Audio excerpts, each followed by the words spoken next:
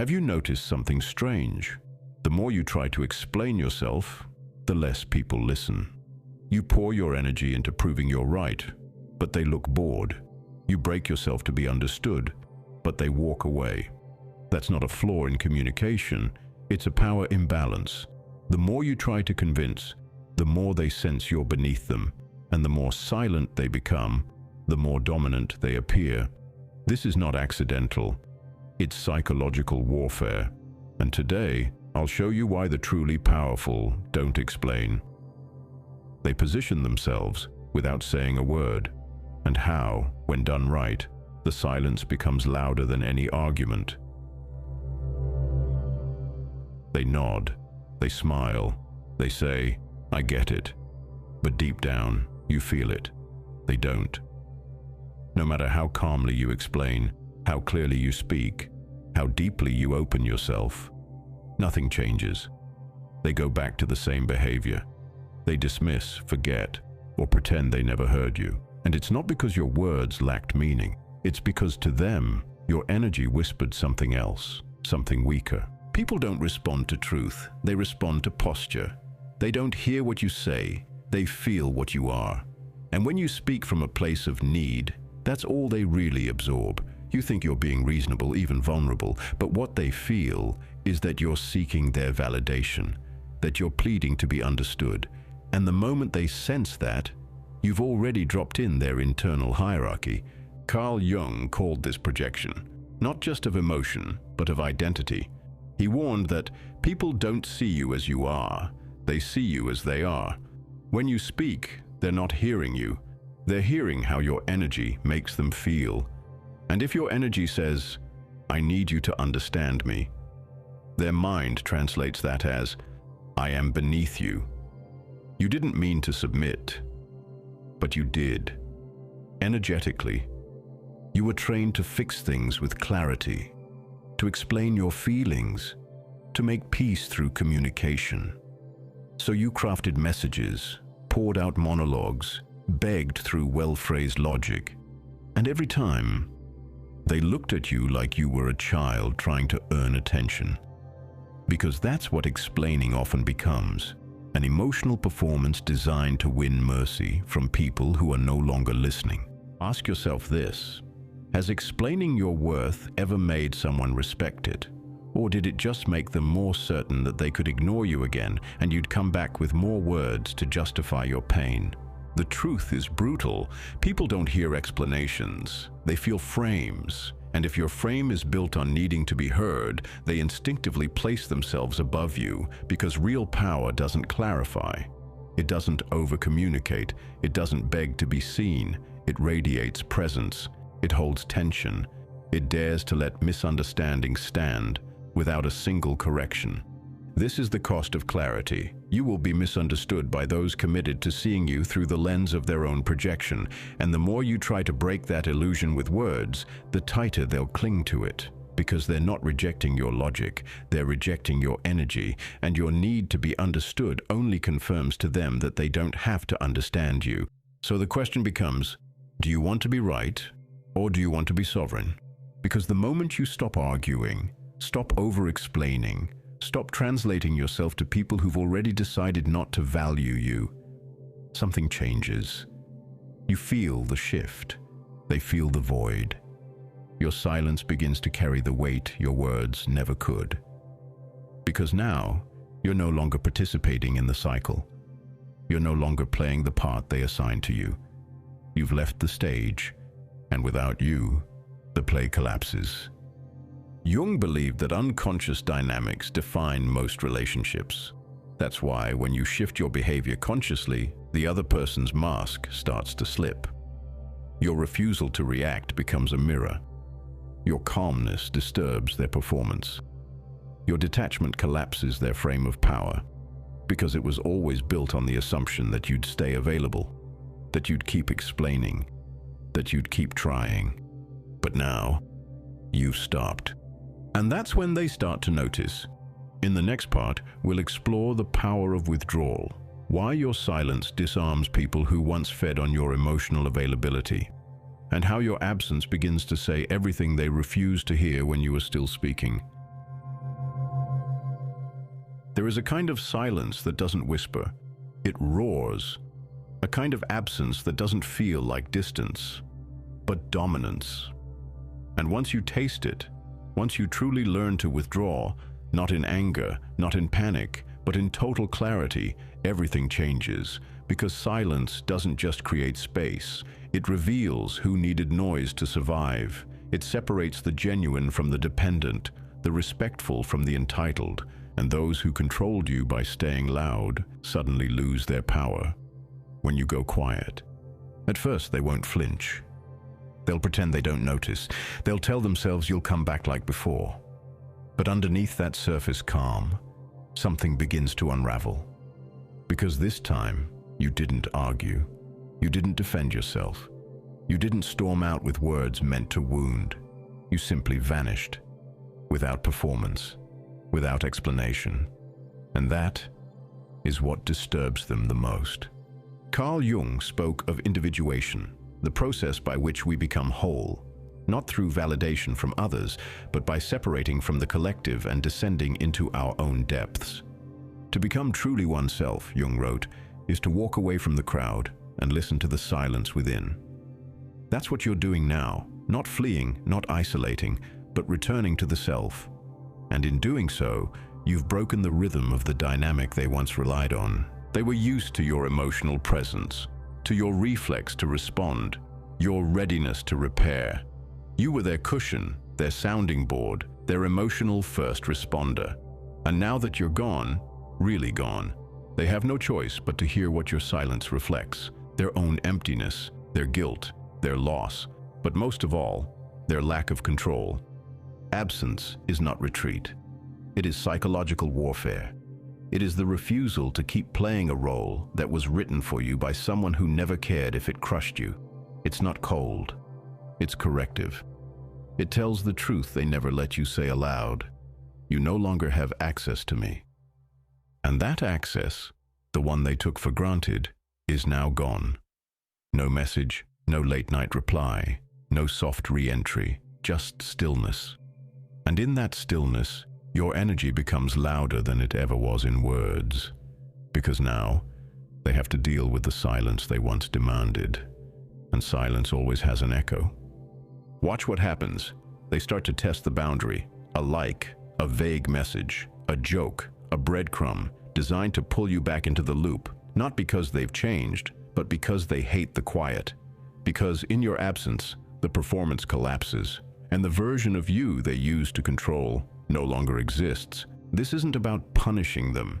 It's about repositioning yourself. You no longer argue because you no longer seek approval. You no longer justify because you no longer owe anyone an explanation for your peace. You've moved from reaction to intention, from explanation to execution. And now your absence speaks in a way your voice never could. They won't say it, but they'll feel it. Something sacred has been taken from them, something they assumed would always be there. But it's not, because you've reclaimed it, not through rage, but through removal. You've stopped asking to be understood, and that is what makes them finally see you. In the next section, we'll go deeper into the nature of presence. You'll learn why power doesn't need words, how true authority is felt, not spoken, and why those who try to prove themselves lose the room the moment they open their mouth. You've spent too long trying to be understood, explaining your perspective, justifying your decisions, clarifying your value. But here's the truth no one ever taught you. The moment you try to explain your power, you lose it, because real authority is not spoken, it's felt. It's not something you defend, it's something you embody. You've been conditioned to think that convincing people is strength, that being reasonable earns respect, that the more clarity you offer, the more valued you'll become. But the opposite is true. Every time you explain yourself to someone who's already chosen not to listen, you reinforce the illusion that their understanding is more important than your position. And that's a losing game. Power is never explained. It is positioned. You don't need to defend your standards. You live them. You don't announce your boundaries. You enforce them. You don't chase their attention. You become the gravitational force that makes them turn. It's not about volume. It's about presence. And presence, real, calm, unbothered presence, is impossible to fake. Friedrich Nietzsche once said, "The need to prove oneself is already a confession of weakness." And he was right. The stronger you are, the less you explain. The moment you feel the urge to justify, it's a signal that you're still hoping to be accepted, still hoping to be seen. But the one who truly holds power doesn't care if you understand. They care only if you adjust. That's the difference between those who talk and those who dominate. Those who speak to be liked, and those whose silence defines the tone of the room. You've seen it. People who walk in with nothing to prove, and yet everyone notices. They don't convince, they command, not because they're louder, but because they know who they are, and they don't hand that over for anyone. This is your shift. You don't explain your standards. You become the standard. You don't justify your decisions. You disappear from situations that question them. You don't defend your peace. You remove access to it. Every word you withhold becomes weight. Every silence you hold becomes dominance. Every step away becomes a message. And none of it requires sound. People will try to test this new frame. They'll call you distant, cold, arrogant.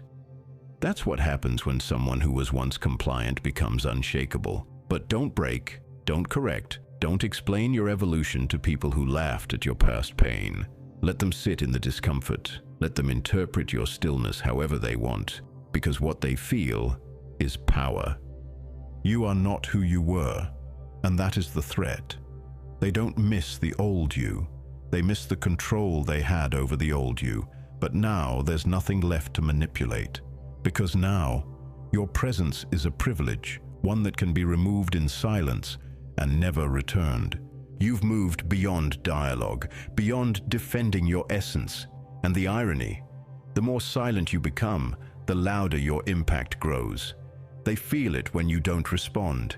They rethink everything when you don't explain. And in that space, that brutal, undeniable space, they finally begin to realize you never needed their approval. They needed your access. In the next section, we'll watch what happens when the silence becomes too loud to ignore. You'll see how the people who once dismissed you begin to spiral.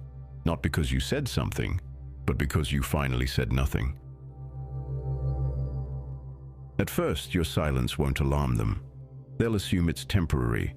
They'll tell themselves you're sulking, overreacting, buying time before you return with your usual message. One more attempt to fix it, to clarify, to make peace.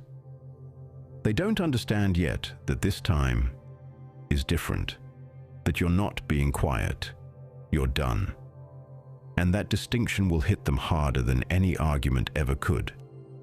In the beginning, they stay composed, still sure of their position, still secure in the illusion that your availability is permanent.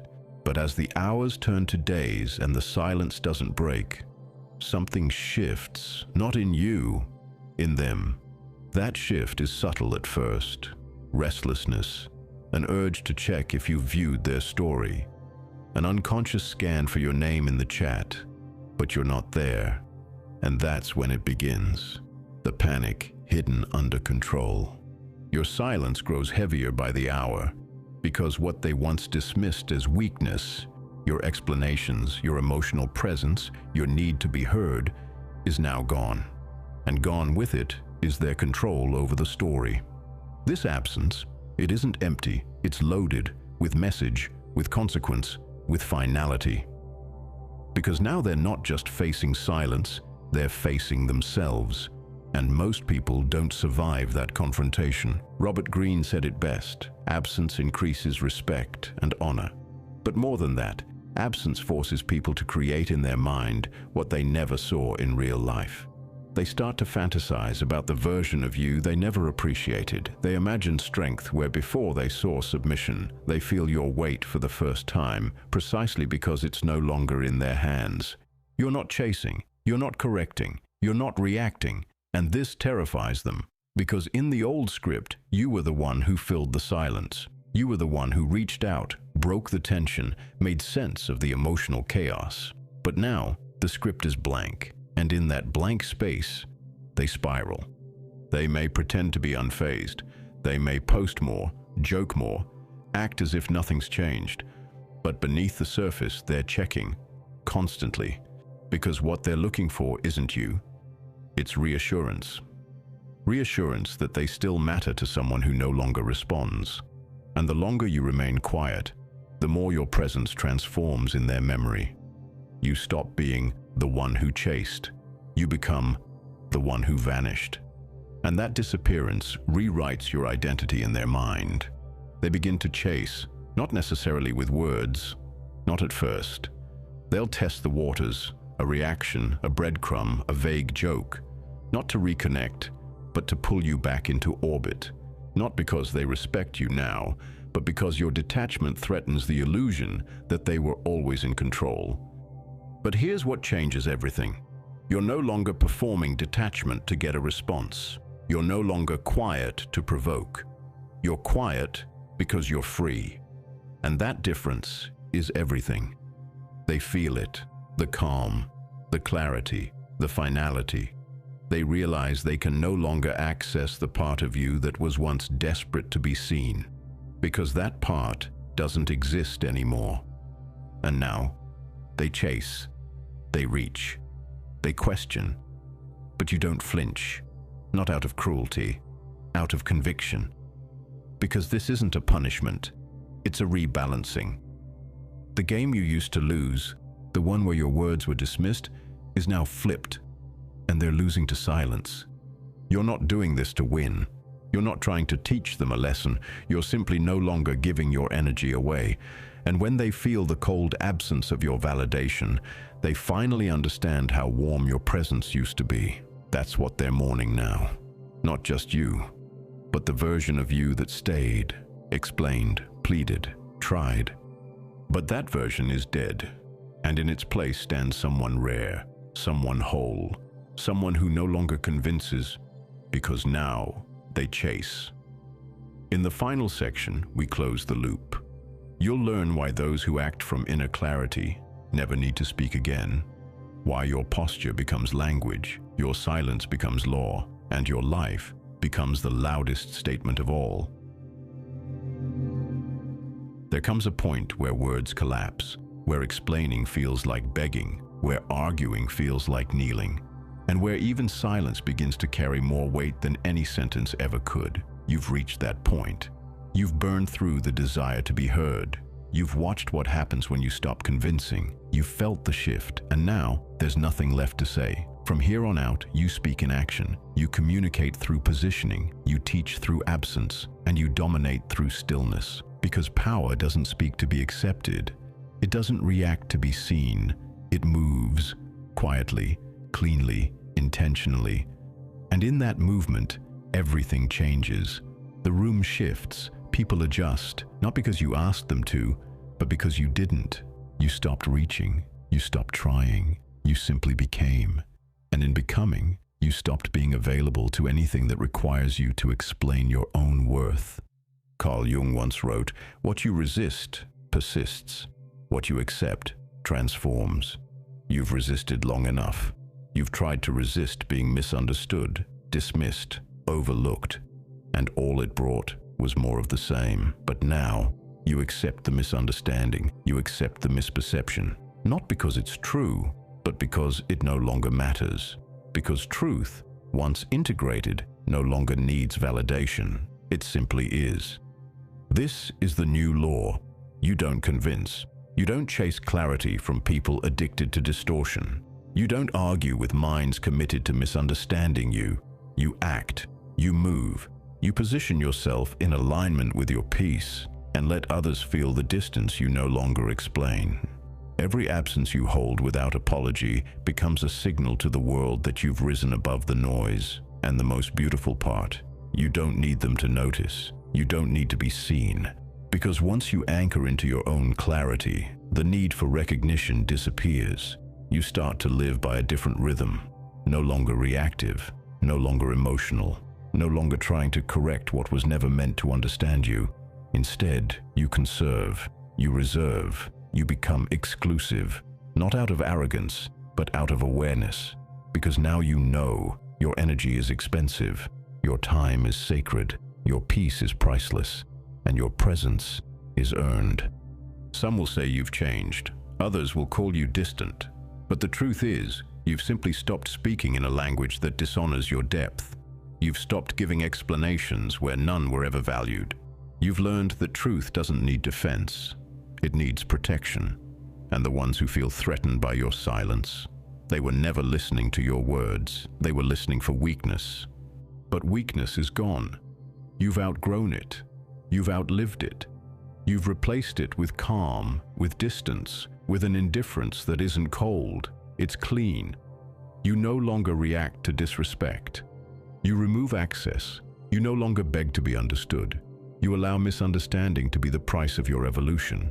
And in that clarity, you find a new language. One made of posture, one made of presence, one made of movement so intentional. It leaves echoes without sound. Now, when they speak, you observe. When they accuse, you pause. When they reach for the old version of you, they find a locked door. No anger, no proof, no farewell, just quiet. And in that quiet, they finally meet themselves. Because your silence is no longer a gap. It's a wall, a gate, a mirror. And the life you build behind it, disciplined, sovereign, untouchable, becomes the only answer you'll ever need to give again. If this message hits you, don't explain it. Prove it. Type, "I've stopped explaining" in the comments and let it echo. If you're ready for more cold truths and quiet power, subscribe. Silently, strategically. No noise, just clarity. The next video is already waiting. You'll know when to click.